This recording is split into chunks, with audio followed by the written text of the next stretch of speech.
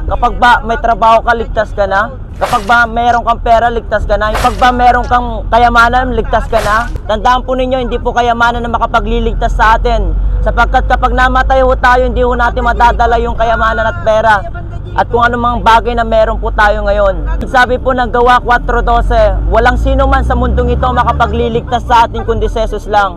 Tandaan po ninyo, hindi po kayamanan na makapagliligtas sa atin. Sapagkat kapag namatay ho tayo, hindi ho natin madadala yung kayamanan at pera. At kung anumang bagay na meron po tayo ngayon. Sa katotohanan nga po at realidad, kapag namatay ho tayo at wala po tayong madadala, yan po ang sinasabi po ng Bible. Ipinanganak tayong walang dala, mamamatay ho tayong walang dala. Yan po ang katotohanan. Hindi ho natin hawak ang buhay. Kaya habang hindi pa uli ang lahat, buhay ka ngayon, binibigyan ka ng Diyos ng pagkakataon para ipagkatiwala mo ang buhay mo sa Kanya. Hindi sa lahat ng panahon at oras, nandito tayo sa ibabaw ng mundong ito, dumarating ang kamatayan biglaan ang hindi po nating inaasahan. Hindi po natin alam kung bukas buhay pa tayo. Kaya nga, habang hindi pa uli ang lahat, ipagkatiwala na po natin ang ating buhay. Sapagkat nais ng Diyos na lumaya tayo sa kasalanan at lumaya tayo sa sakit na nararamdaman natin. Nais ng Diyos na tayo Kanyang makasama balang araw sa Kanyang kaharian. Tandaan po ninyo, only Jesus is the only way to heaven. Sabi ni Jesus sa John 14:6, I am the way, the truth, and the life. And no one comes to the Father except through me. You need Jesus.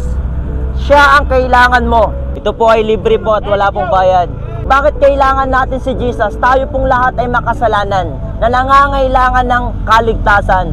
Alam niyo po, 2,000 years ago, the Son of God, Jesus Christ, He came to this world and He died on the cross of Calvary because of our sin. Dumating siya, sabi ng Marcos 10:45, para hanapin ang mga makasalanang tulad mo, tulad ko at tulad nating lahat, para akuin yung mga kasalanan natin na imbis na tayo yung maparusahan, na imbis na tayo yung mapako sa krus ng Kalbaryo, ang umako na ito dahil gusto niyang lumaya tayo, gusto niyang magkaroon tayo ng bagong pag-asa.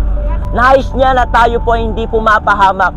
Dumating siya para akuin yung mga kasalanan natin. Dumating siya upang i-veld yung relasyon natin. Hindi siya dumating para magpatayo ng religion.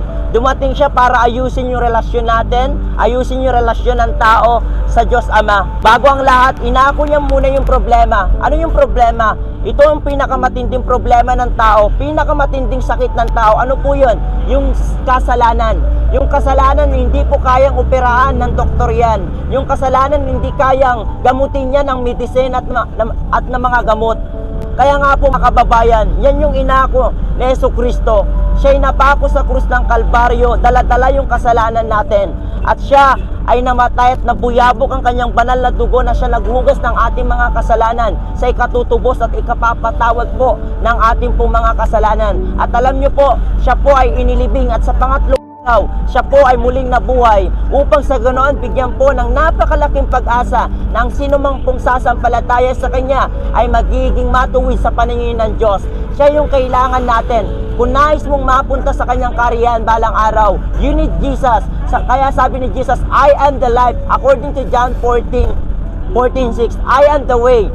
Siya yung kasi hindi po natin mabibili ang kaligtasan. Hindi mo mabibili ang kaligtasan sa Mercury Drug, hindi mo mabibili ang kaligtasan sa SM, hindi mo mabibili ang kaligtasan sa tindahan at sa palengke.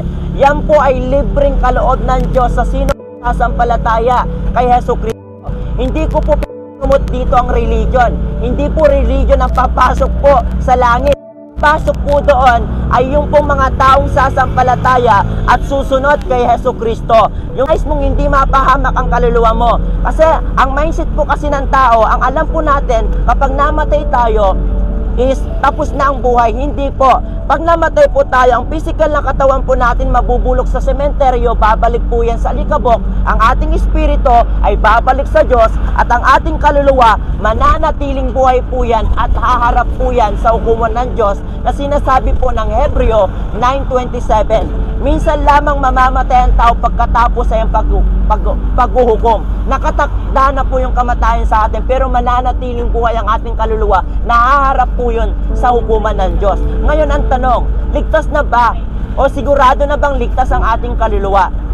Nais mong hindi mapahamak ang iyong kaluluwa. Kung nais mong maligtas ang iyong kaluluwa, siguradong ligtas ang kaluluwa mo. Kailangan mo si Jesus. Tumugon ka sa panawagan ng Diyos. Ano? Una, magsisi ka. Sabi ng Acts 3:19, repent and return to God.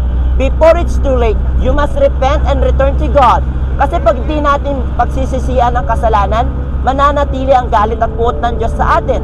Kasi pag aayaan natin at aalagaan natin ang kasalanan sa puso natin, alam niyo po, mapapahamak yung kaluluwa natin. Yan yung magtutulak sa atin para mapahamak yung kaluluwa natin. Remember, dumating si Satanas, sabi ng John 10:10, para manira at pumatay. Gustong-gusto ni Satanas na inaalagaan natin yung kasalanan. Maski yung maliit man yan o malaking kasalanan. Parehong kasalanan yan. Kailangan natin talikdan yan at pagsisiyan. Aminin natin sa Diyos na tayo makasalanan na nangangailangan ng kaligtasan. Before it's too late. Kasi pag inalagaan mo yan, kasi tignan nyo nag-i-enjoy tayo sa kasalanan. Enjoy now, suffer later. Ayaw ng Diyos na mag-enjoy tayo. Tuwang-tuwa si Satanas pag nag-i-enjoy tayo sa kasalanan, pero nalulungkot ng Diyos. Gusto ng Diyos na iwaksin na natin yan, iwan natin yan. Dahil walang po makakapunta sa karya ng Diyos na merong dungis. Maliit man yan. Ano sabi po ng Mateo 5:8? Mapalad ang may malinis na puso sapagkat makikita nila ang Diyos. Take note, makikita nila ang Diyos. Paano mo hindi mo makikita ang Diyos balang araw kundi ang impyerno? Kasi may dungis ng kasalanan ang puso natin. I would like to tell you, ikaw man yung pinakagwapo, pinakamagandang tao sa balat ng lupa, pero may dungis ng kasalanan ang puso mo, pangit ka sa harapan ng Diyos. Kahit maganda ka sa mata ng tao, tama? Ikaw man ang pinakamapangit sa tingin ng tao pero malinis ang puso mo. Ikaw ang pinakamaganda at gwapo sa paningin ng Diyos. Amen? Pangalawa, sumampalataya ka sa Panginoong Hesus. According to Acts 16:31, sumampalataya ka sa Panginoong Hesus at maliligtas ka.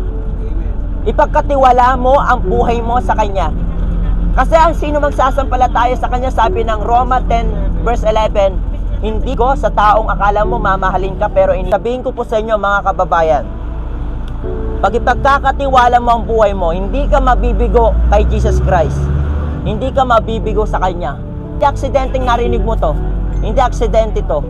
Sabihin ko sa iyo, buksan mo ang tainga mo para mapakinggan ang katotohanan. Buksan mo ang iyong mata para makita ang katotohanan. Buksan mo ang puso mo para pumasok ang mabuting balita. Dahil sabi ng Roma 1:16, ang mabuting balitang ito ay kapangyarihan ng Diyos na siya magpapabago sa sino mang sasampalataya kay Jesucristo. Kung nais mong hindi mapahamakan yung kaluluwa, ipagkatiwala mo ang buhay mo sa Kanya. Amen? Si Jesus lang ang kailangan natin. Magkaroon tayo ng malalim na relasyon sa Kanya. Ngayon, natamasa mo ang pinakamagandang trabaho, natamasa mo marami kang pera, take note, hindi mo mabibili ang kaligtasan. Hindi porket may pera ka, mabibili mo na ang lahat-lahat ng bagay. No, ang pera, hindi mo mabibili ang buhay na walang hanggan, hindi mo mabibili ang kaligtasan. Ang kaligtasan, ito'y libreng kaloob ng Diyos sa sino mang sasampalataya kay Jesucristo. Ang kaligtasan, ito ay biyaya ng Diyos para magkaroon ng buhay na walang hanggan sa sino mang sasampalataya kay Jesucristo.